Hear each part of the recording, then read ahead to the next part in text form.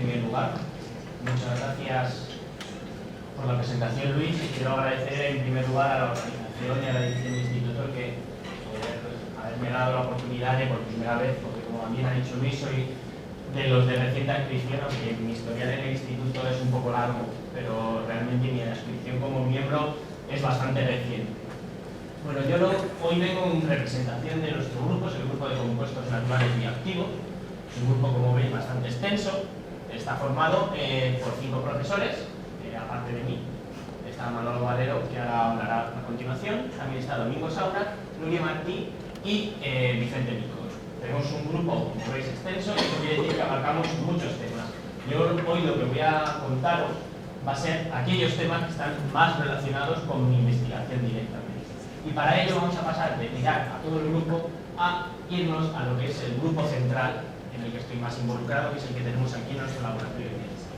El grupo está dirigido por el doctor Vicente Nicol y aparte de mí tenemos 4 estudiantes predoctorales en distintos grados de avance: María Laura Milena Estivero, tenemos otra Verónica, que es una estudiante de fin de máster, 3 estudiantes que están haciendo el trabajo de fin de grado del grado de biotecnología y el apoyo de Maite como técnico del grupo. Lo que voy a mostrar a continuación van a ser 4 de las líneas de investigación que llevamos en nuestro laboratorio y que van a ir involucrando a personas diferentes del grupo. Vamos a hablar de análisis cromatográfico, vamos a hablar de actividad antimicrobiana, de actividad antitumoral y de cosmética. Y por ir parte a parte vamos a comenzar por el análisis cromatográfico. Nuestro laboratorio tiene a su disposición, al igual que toda la persona del instituto, el acceso a distintos aparatos de análisis cromatográfico. Lo que voy a mostrar aquí van a ser algunos ejemplos de lo que hacemos. El primero va a ser la identificación de azúcares. Extractos o compuestos o formulaciones ricas en azúcares, nosotros a través de cromatografía somos capaces de identificar qué azúcares están presentes, tanto monosacáridos como polisacáridos, así como el tamaño de estos mismos, de manera que podemos caracterizar la composición de azúcares de distintas formulaciones de manera bastante sencilla. Hacemos también cromatografía de gases. ¿Y qué quiere decir esto? Bueno, este es el aparato que sale siempre en CSI, que lo meten, ponen el dial y en 5 segundos les dice que el culpable es el quito, ¿vale? Esto es un poco más complicado, como bien sabe Vero, es la que Vero y Salu, que son los que más se pelean con él. Lo que mide es compuestos volátiles, aromas, sobre todo. Y nosotros lo utilizamos para caracterizar 2 cosas: aceites esenciales y aromas de vinos, zumos, y ver cuáles son los que están presentes. Este aparato es muy potente, de manera que a partir de una muestra nos puede llegar a sacar 100, 200 picos. Y tiene la ventaja, eso sí que tiene parte de razón CSI, que si tú tienes una buena base de datos, cuando te da un pico, es capaz de compararlo con una serie de patrones y decirte cuál es. ¿Vale? Eso nos da un potencial analítico muy grande, de manera que a partir de una muestra podemos llegar a identificar, como en algunos casos tenemos, 100, 200 compuestos en una sola muestra. Además de cromatografía de gases, realmente con la que más trabajamos es con la cromatografía líquida de masas. Y aquí voy a poneros 3 ejemplos bastante diferentes. El primero, vamos a partir, o lo que hemos hecho ha sido partir de distintas especies de un mismo género, obtener extractos de los mismos y caracterizar los compuestos que hay en cada uno de esos extractos. Bien, analizado por HPLC, vemos cada pico a qué compuestos cada pico, y tras una serie de análisis estadísticos somos capaces de agrupar las distintas muestras en diferentes grupos. Aquí estarían los círculos, los triángulos, las estrellas, de manera que a partir de la composición de cada uno de los extractos somos capaces de ver que la división botánica, es decir, si uno habla con un biólogo y le dice el género Cistus se divide en 3 géneros: subgénero Cistus, Leucocistus y el Lignioides. Pues nosotros hemos visto que además de por sus características botánicas, también se diferencian en su composición de los extractos, de manera que los extractos de un subgénero tienen unos compuestos distintos de los del otro y distintos del otro más allá. Otro ejemplo que hacemos es, a partir de una variedad también de especies, en este caso también del género Cistus, hacer, en lugar de distintas especies, hacer distintos tipos de extracción a partir de una misma. De manera que comprobamos, a través del análisis cromatográfico de masa, que cada tipo de extracción es capaz de extraer unos compuestos distintos. De manera que podemos caracterizar perfectamente que el alcohol o el etanol extrae un tipo de flavonoides, que las extracciones acuosas extraen un tipo de ácidos orgánicos diferente, y sacar las conclusiones necesarias para, si yo quiero sacar un compuesto en concreto, utilizar un método de extracción particular. El tercer ejemplo es el que ya hemos llevado a cabo en conjunción con la Universidad Politécnica de Valencia, con el grupo de José Vicente García Pérez. Este señor, José Vicente, se dedica a la ingeniería de procesos. No tiene mucho que ver en principio con el Instituto de Biología, es un ingeniero. Lo que hace es probar distintos tipos o modos de extraer compuestos activos a partir de hoja de olivo, hacen sus pruebas, nos manda las muestras a nosotros y nosotros, tras analizarlas, lo que conseguimos es decirle que si tú haces este tipo de extracción, tú vas a conseguir un extracto que es enriquecido en, por ejemplo, luteolina glucosa.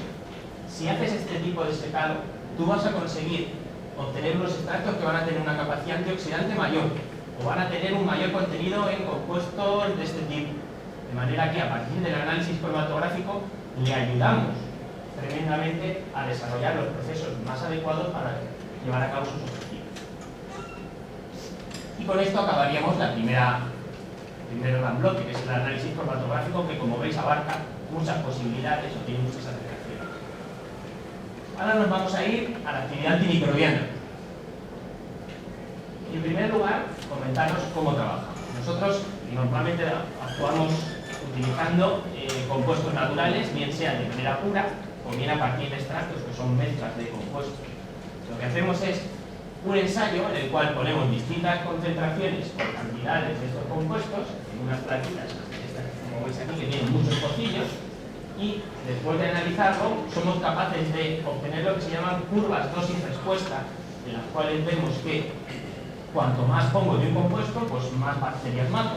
Pero claro, cada compuesto tiene un comportamiento diferente y estas curvas dosis-respuesta pues nos permiten para diferenciar este compuesto o este extracto de el rojo del negro. El negro sería más activo, ¿vale? Pero además de permitirnos comparar distintos extractos entre sí, nos permiten comparar el mismo extracto, el negro por ejemplo, en dos microorganismos, como serían Escherichia coli o Staphylococcus aureus. De manera que se pueden sacar conclusiones muy relevantes. Pero además de estas curvas dosis-respuesta, nosotros estamos particularmente interesados en una cosa que se llama sinergia, que es mezclar compuestos o extractos de manera que la suma de la actividad, cuando los tengo mezclados, sea mayor que la suma de los compuestos por separado. Es decir, que cuando yo cojo 1 más 1, en lugar de sumarme 2, sumen 3, 4 o 5.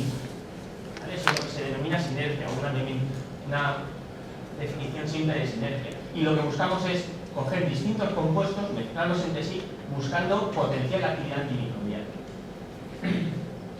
Además, también trabajamos con los aceites esenciales, no ya solo, como os he dicho antes, caracterizándolos analíticamente, sino utilizándolos para obtener capacidad antimicrobiana. Y eso lo hacemos de dos maneras. Una, añadiendo estos aceites a, por ejemplo, formulaciones cosméticas y viendo si estos aceites previenen la contaminación bacteriana de esas formulaciones. Por ejemplo, aquí tenemos un caso de una formulación sin aditivos. Veis un montón de, estos son placas de cultivo de bacterias, hay un montón de colonias. Cuando le añadimos los aceites esenciales, las colonias desaparecen. O hongos, lo que ocurre cosa similar, aparecen colonias de hongos, mientras que cuando le añadimos nuestros aceites esenciales, estos hongos los conseguimos reducir. Pero además de esta actividad, digamos, conservante, también vemos actividad antimicrobiana directa de los aceites. Y eso lo hacemos impregnando estos circulitos blancos que veis aquí, que son como unos discos pequeños, los impregnamos del aceite y los depositamos encima de un cultivo de bacterias.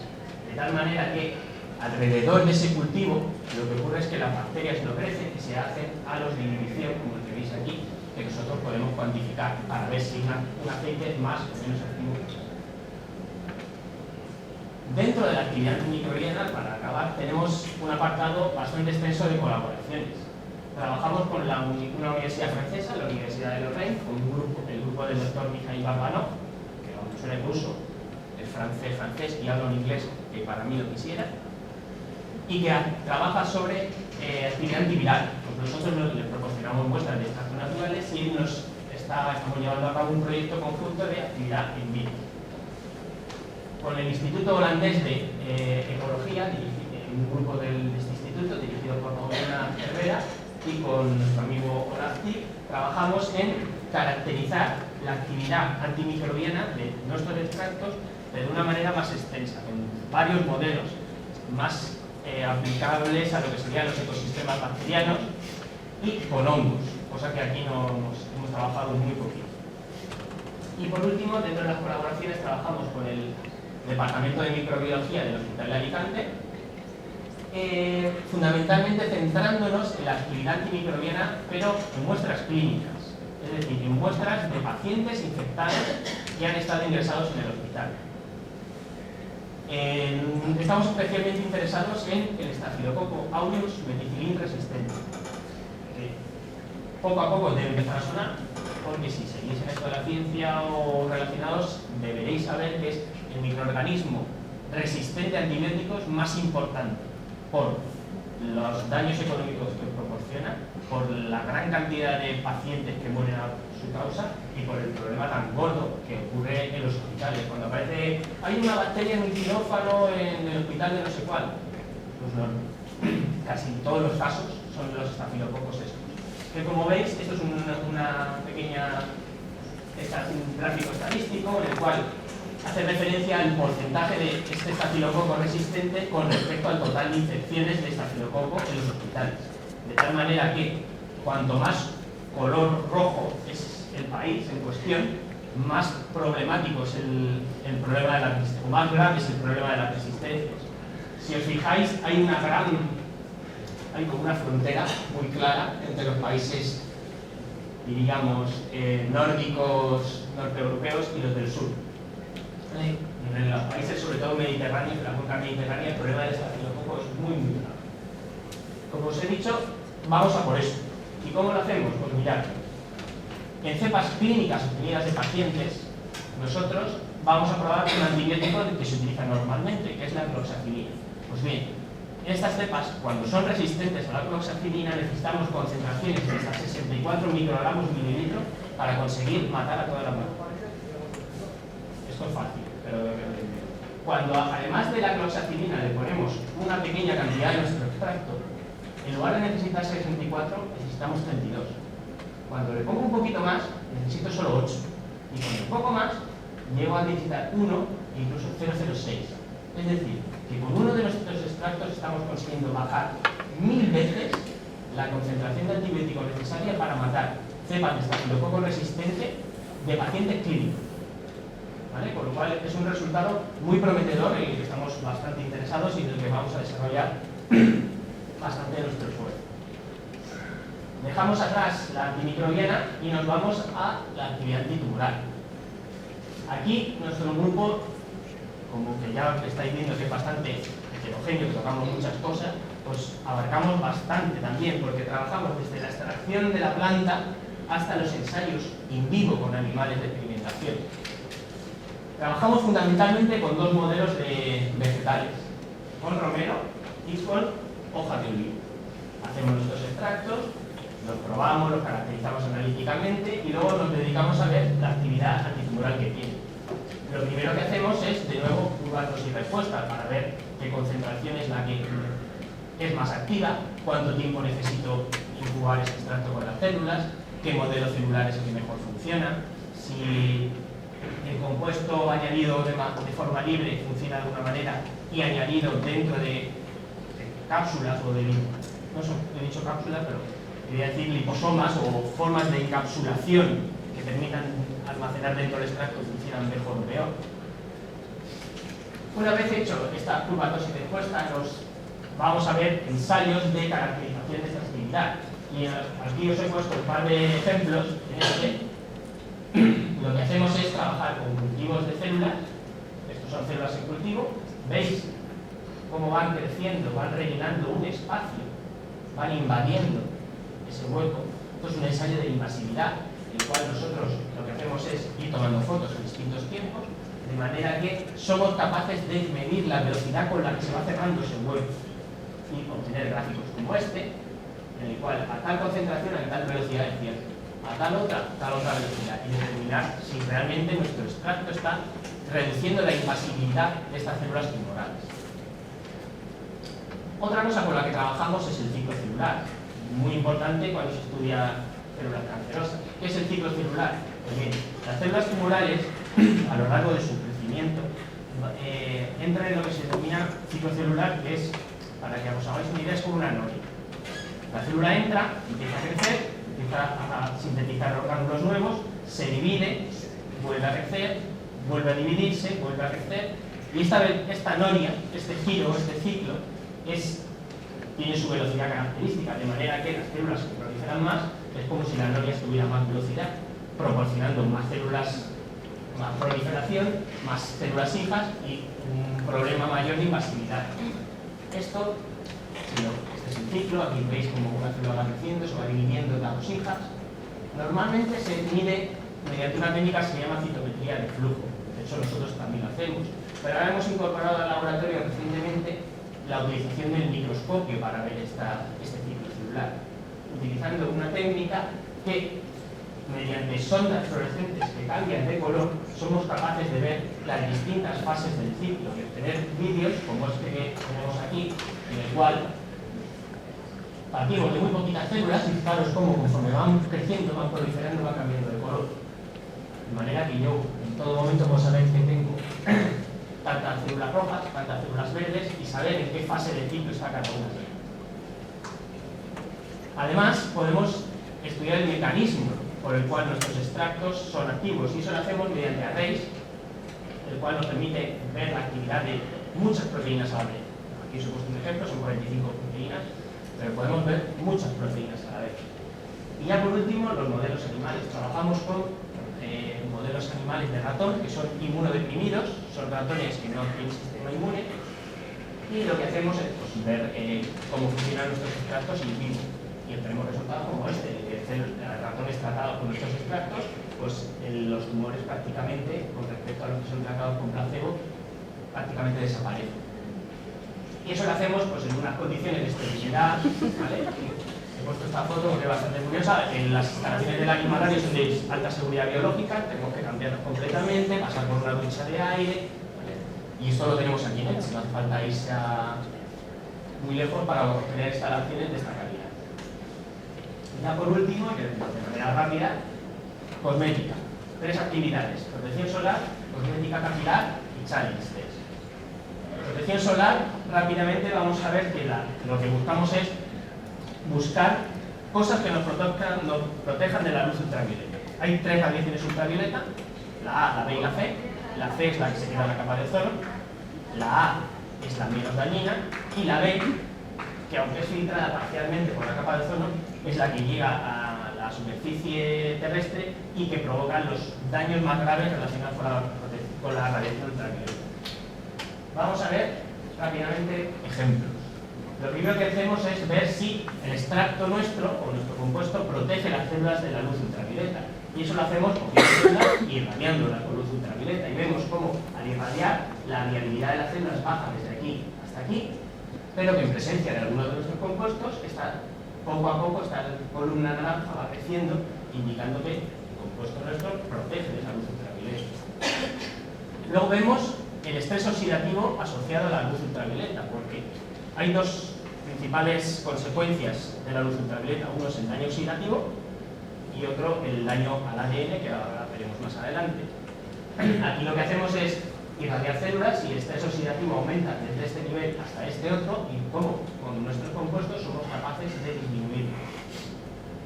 El otro daño que os he dicho es el daño en el ADN, o lo que es lo mismo, provocar mutaciones que pueden llegar a, si degeneran, en provocar melanomas o problemas relacionados con tumores. Aquí lo que hacemos es procesar células enteras y obtener una cosa que se llaman cometas, que en función de la forma que tienen, y aunque no se ven muy bien, somos capaces de obtener luego gráficos de los cuales vemos que al irradiar las células el daño es muy alto, pero cuando ponemos nuestros extractos los daños disminuyen. También vemos no solo protección, sino potenciación de la protección endógena. Es decir, nosotros, los seres humanos, tenemos la melanina como protección frente a la radiación ultravioleta. Y hay algunos compuestos, por ejemplo la tigenina, que es capaz de aumentar la producción de melanina y ver, si os fijáis, las células se ponen morenas.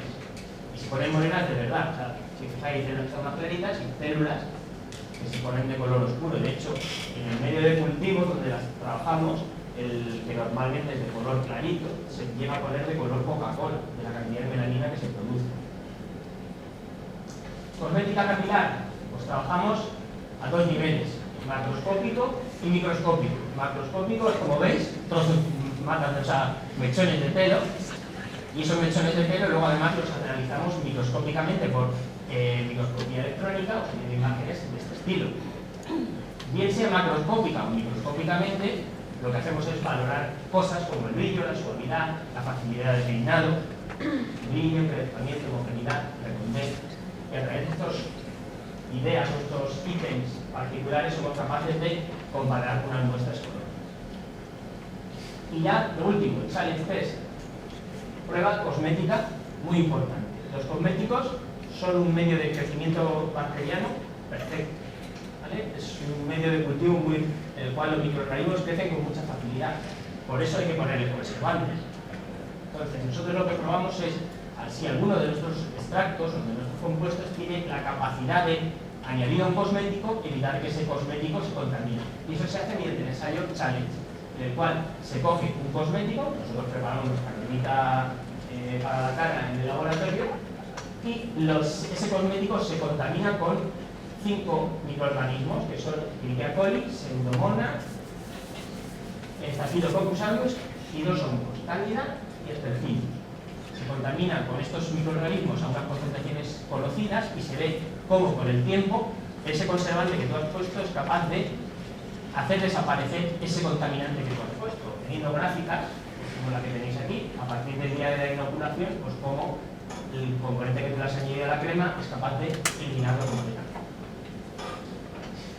Y con esto acabamos los resultados. Solo nombrar que nuestro grupo tiene bastante colaboración con empresas, algunas de las cuales las he decidido recoger aquí, básicamente porque todos o gran parte de nuestros resultados tienen mucha aplicación a nivel empresarial. Y ya con esto lo que hacemos es volver al principio y agradecer a todos y cada uno del grupo de investigación todo su trabajo y toda su ayuda, porque si hoy estoy aquí es gracias a ellos. Y a ponerme a vuestra disposición por si tenéis alguna pregunta.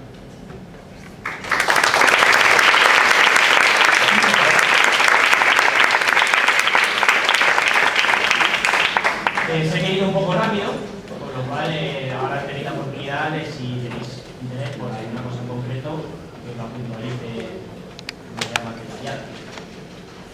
La verdad que la cantidad de temas que estáis tocando, si quieres la voy a pasar a romper el hielo y tengo todavía en la cabeza este estafilococo que vas a tantas pruebas por la ¿qué nivel de seguridad y lógica que vas a trabajar? Creo que es 3. Debe ser muy peligroso. Nivel 3 es eso, es cambiarte de ropa y ponerte ropa que está solo dentro de la sala donde vas a trabajar. Hay un nivel superior todavía, que es el nivel 4, el habréis visto, pues, supongo, de las películas americanas, que es este que llevas el mono de goma, que va con ventilación propia. Ese es el nivel 4, que eso solo se trabaja pues, casi todo de cosas virales. Van a trabajar de ellos. ¿Y este estafilococos qué enfermedad puede causar en un hospital? Esto lo que el problema más grave que puede llegar a provocar son septicemias, es decir, que llegue la infección a sangre y muerte.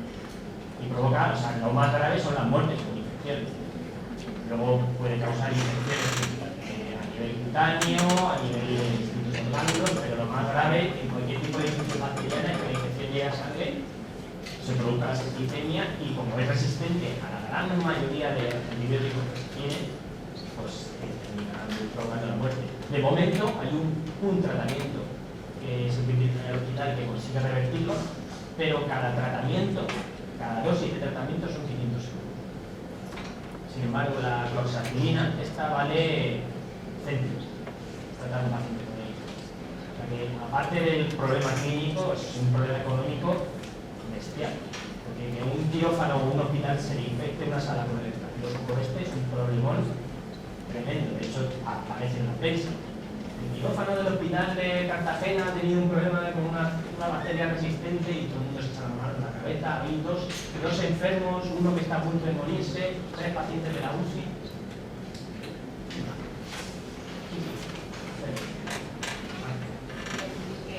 En los extractos de romero y de olivo, ¿qué compuestos hay principalmente? ¿Los tienes caracterizados al 100%? ¿O cómo se obtienen? Prácticamente, si no es al 100, al 99. Sí. Romero, por ejemplo, te destacaría. ¿Son alcoholes o...? ¿Cómo? Si tienes proteínas en ese extracto, No. Normalmente lo que se obtiene son compuestos que denominamos polifenólicos, compuestos orgánicos con varios anillos aromáticos, o bien ya compuestos de tipo volátil, tipo terpenos, diterpenos, estructuras de ese calibre. Y sí, lo tenemos caracterizado mucho, porque tenemos, como habéis visto, mucho potencial analítico, y una de las colaboraciones que he nombrado es con la Universidad de Granada, donde nosotros acabamos, ellos empiezan. Si yo llego a caracterizar 100 compuestos, ellos luego, además de esos 100, me hacen otros 50 más. Y yo ni siquiera lo veo, porque mi sensibilidad no llega tanto. Pero ya son compuestos minoritarios. Lo que sí que tenemos perfectamente caracterizado es los compuestos mayoritarios, identificados y cuantificados.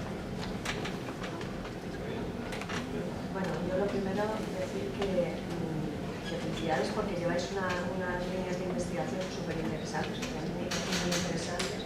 Y yo quería saber si esas sinergias que vosotros buscáis en la actividad antimicrobiana, las buscáis también, imagino que sí, en la actividad antitumoral. ¿Y por qué el romero y el olivo? ¿Habéis probado con otras cosas o...? Primera pregunta. Sinergia en actividad antitumoral, vamos a empezar ahora. ¿Y por qué ahora? Porque realmente con el tema de la sinergia hemos empezado recientemente. Es una idea que hemos implantado en el laboratorio hace poco. Hemos comenzado por el tema de las bacterias, pero por desgracia vamos a golpe de financiación. Y entonces, cuando nos ha entrado la financiación para ampliar ese estudio de sinergia a otros campos, va a ser ahora. Entonces, la actividad sinérgica en antitumoral va a ser ahora. Pero es que la actividad sinérgica sirve para todo. No solo para antitumoral, me sirve para protección solar, me sirve para cosmética, para aplicaciones en pelo, me sirve para cualquier... Mira, es más, tenemos otro ejemplo en el laboratorio que lo he mostrado, que es actividad sinérgica en modelos de adipogénesis. Células adipocitos que acumulan grasa, ¿vale? Nosotros en nuestro laboratorio también trabajamos en una línea de investigación que yo colaboro menos, pero bueno, está. Y ahí hemos visto sinergia entre compuestos. O sea, que no es que lo queramos enfocar solo ahí, sino que vamos a golpe, sacamos un poquito, conseguimos avanzar. Y la segunda pregunta, ¿por qué romero y olivo?